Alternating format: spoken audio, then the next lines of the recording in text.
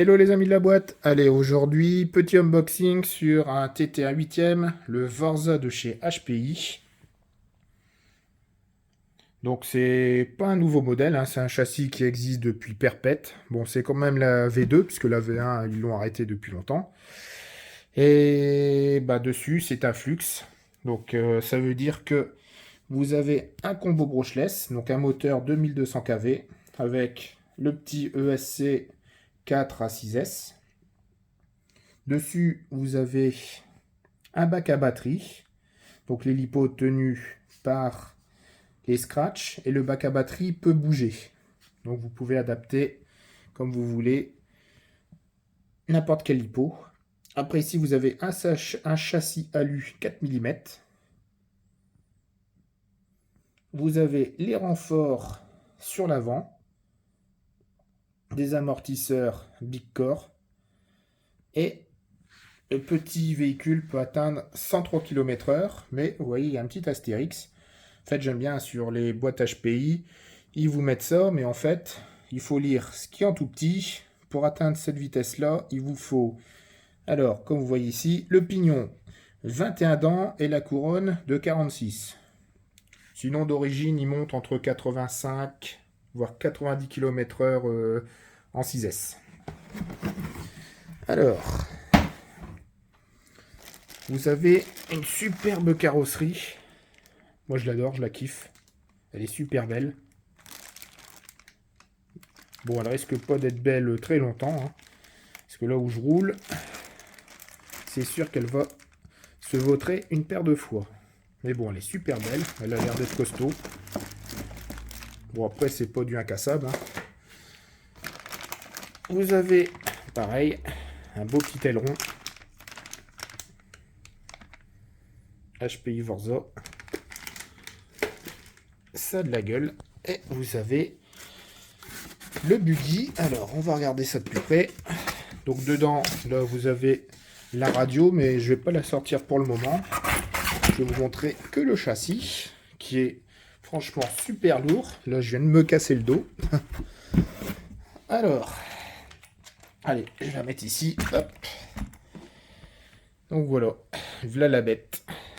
Alors, le premier truc qui saute aux yeux, c'est déjà, vous voyez, la partie électronique, il n'y a aucun câble qui est mis n'importe comment. Vous avez un chemin de câble qui est ici.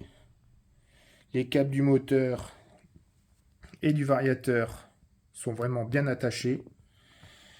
Voilà, le bac à batterie. Voilà, vous dévissez ici et ici, vous pouvez l'allonger ou le rétrécir. Pareil de l'autre côté. Et c'est maintenu par les scratchs. Vous avez, vous voyez, tout ce qui est billettes réglables. Ça, c'est bien. Vous avez aussi, donc, ce qu'on voit derrière et devant, les barres anti-roulis dessus. Les pneus, les pneus sont vraiment de bonne facture, hein. Elles sont superbes. Les dessins, je me demande si les dessins, quand on voit ça, si c'est pas les logos HPI. Non.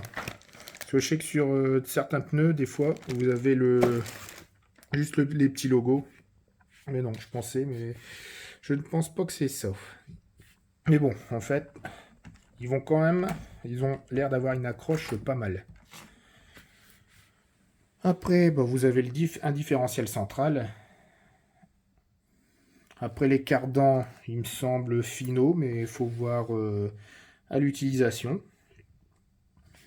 Devant et derrière, pareil, vous avez des cardans. C'est pas des cardans hobocinétiques, c'est noix et cardan, classique.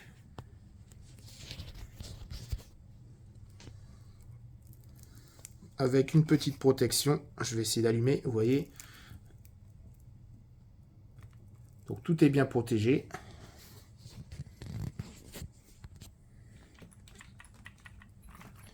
Vraiment, les amortisseurs, ils sont superbes, hein. Ils font vraiment...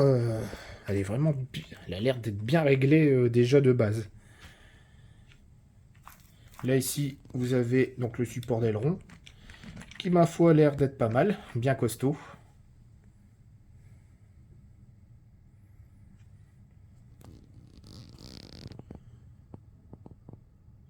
Ouais, elle est vraiment jolie hein, comme machine. La petite baignoire. Ici avec les plastiques. Et je vais vous montrer le dessous du châssis. Ah, voilà, un beau châssis sans griffes, sans rien.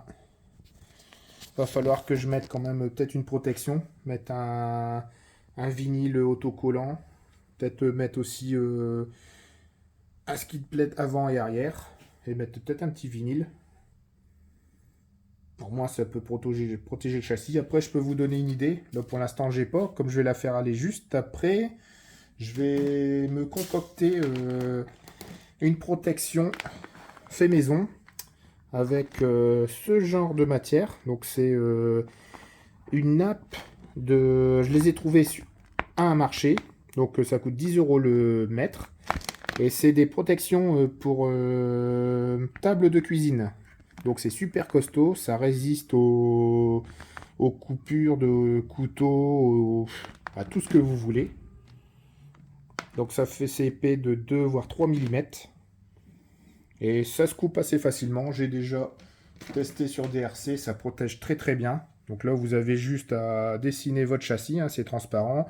Vous coupez tout et après pour le coller, ben, j'utilise du double face. Pareil, pas cher, j'achète chez Action, hein, c'est du double face Patex et ça tient super bien.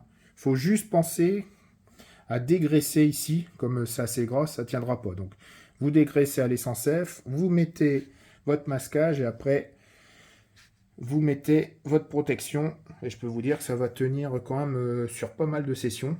Après, le mieux, c'est que quand vous faites votre découpe, vous essayez de découper pour faire venir le plastique et le tenir avec un petit colson. Là, comme ça, vous avez vraiment... si vous vous tapez des bosses, ça va vraiment tenir à fond, ça va pas se déchirer. Donc ça, c'est une petite astuce. Ensuite, je vois sur les triangles, ils sont superbes. En fait, les triangles, ils sont pleins. Ça, c'est génial. Donc ça a l'air d'être bien costaud, ça a l'air d'être bien épais. Il faudra voir ce que ça donne, mais je pense qu'il n'y a pas de souci. Après ça, pas besoin de protéger, hein, c'est du consommable. Ça coûte pas cher. Le jour que c'est griffé ou c'est cassé, on remplace. Même point de vue visserie, tout ça.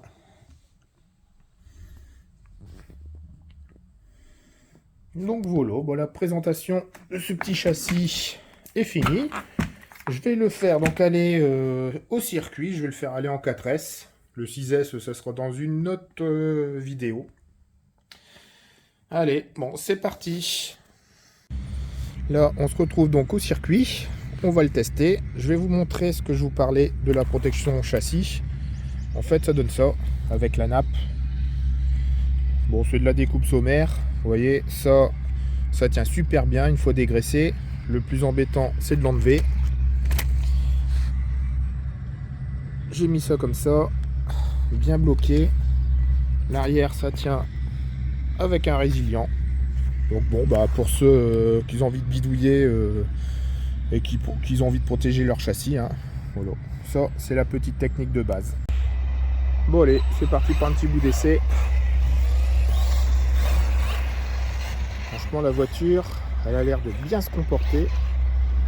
Elle tourne vraiment impeccable. En même temps, vous allez me dire c'est neuf. Il faudra voir à la longue. Donc là, comme là, je le dis, je suis en 4S. Et elle déménage quand même. Donc, je vous dis pas en 6S. Mais bon, ça sera plus tard. Ah, le buggy, c'est différent, franchement, du MT.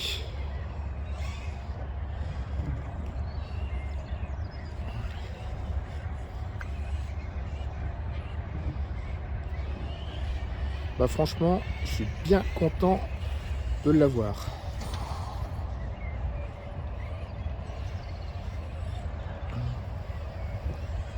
Ouais, ça a l'air d'être quand même une bonne machine. Bon, la piste, elle a un peu souffert de la tempête d'hier et d'avant-d'hier. Il y aura des tapis à remettre.